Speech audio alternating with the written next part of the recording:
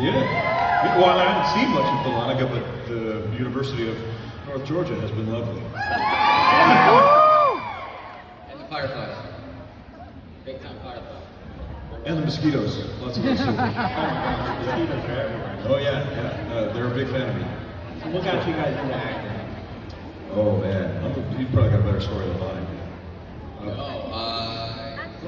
I grew up doing handyman stuff. I worked in construction for my dad. I bartended in like 9 million different restaurants. And I could never figure out how all I did was work, and I never had any money. And the math just wasn't mathing. Like I could not possibly work any more than I was working. And you would get scouted, and they were like, "You should get in film and TV." And I was like, "Okay, I'll do that. That'll work." I don't know what the hell I'm doing. So, but I just figured, I could probably get another bar gig, and my dad's probably not going to fire me, so I'm going to give it a go. And if it works, that would be cool. And if it doesn't work, then I'll just be like, "Hey, Dad, can I have a job, please?" So I gave it a go, and I don't know. I got really, really lucky at several strategically important times in a row, and I wish that I could say I did it all on purpose, but I feel very much like I've been kind of a passenger on my ride, and I've been really fortunate, and it just kind of worked out. And I look back sometimes and I'm like, man, I don't know what I did right, but I'll take it. So, Brian. Yeah, I just loved film and television growing up. I think like a lot of us in this room, it's a departure from any tough moments in life, those trials and tribulations, those mundane moments. You want that departure. So television and film was that for me.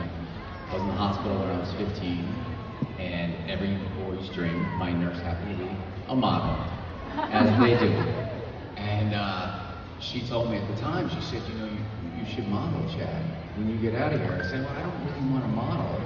I want to be an actor. I want to be in movies. And she said, well, you can segue. When you get out of here, I'm going to introduce you to this modeling company, and you're going to segue, all right? You're getting out of this hospital, and I'm taking you over there.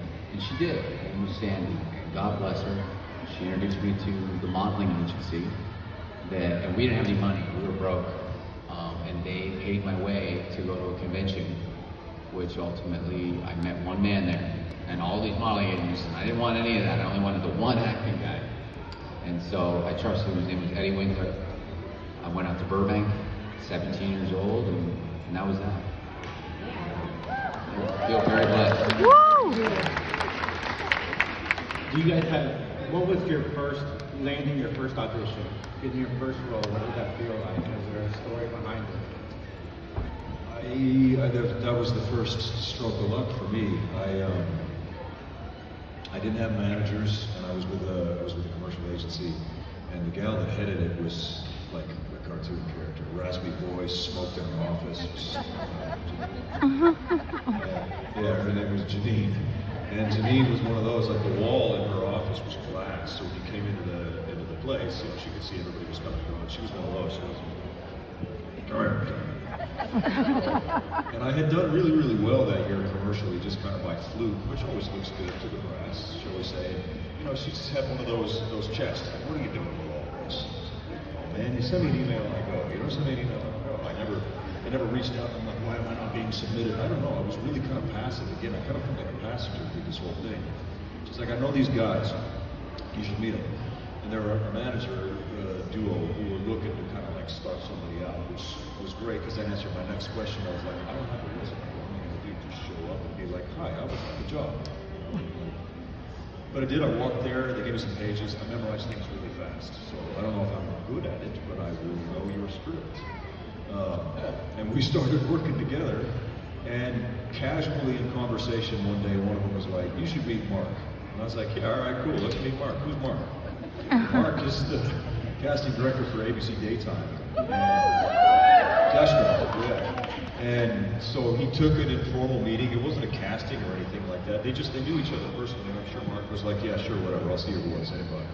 So I went by and we hung out, and he's kind of notorious for like 15-minute power meetings. He sits down and stares very intensely at you, and I was there for like 3 hours that day, and he gave me pages, and I was like an impromptu audition, and it was a right place, right time thing, because Kirsten Storms was pregnant at the time, they were trying to figure out how they were going to, she's a really popular character, she was Max Jones on General Hospital. They were trying to figure out how they were going to explain her absence. She was going to vanish for a while.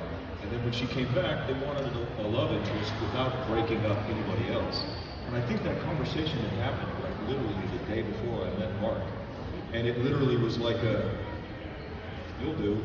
And then that was that. They were just like, all right, that's cool. I mean, he speaks English, he works out, that's okay, let's give him a try. He sounds fire. And then somehow or another I managed to stay afloat for 4.5 years there, and that was my first job. And it wasn't even an audition. And I got really lucky.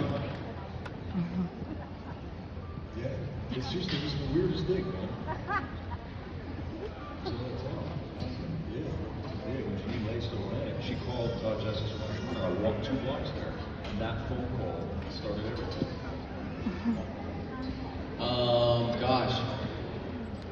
When I went out at the best time possible for me. I think they were literally looking for a blonde-haired, blue-eyed guy. I just so happened to fit that mold. There he is. They're like, we'll take him. You know, they were looking for like the next Paul Walker or something. I don't even know. And I just got out there, and my first gig was chicken soup for the Teenage Soul. Wow. And I was over the moon when I got it. And I think it's some of the only work my nose, it was before my nose was broken. I got jumped in a Burger King in March of 2020. And then from there on, I actually started working way more. So I owed him a thank you.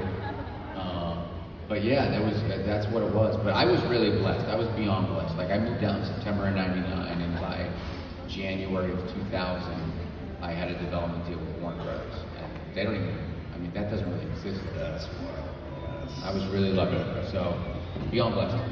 All right, everybody, I'm going to be turning it over to you.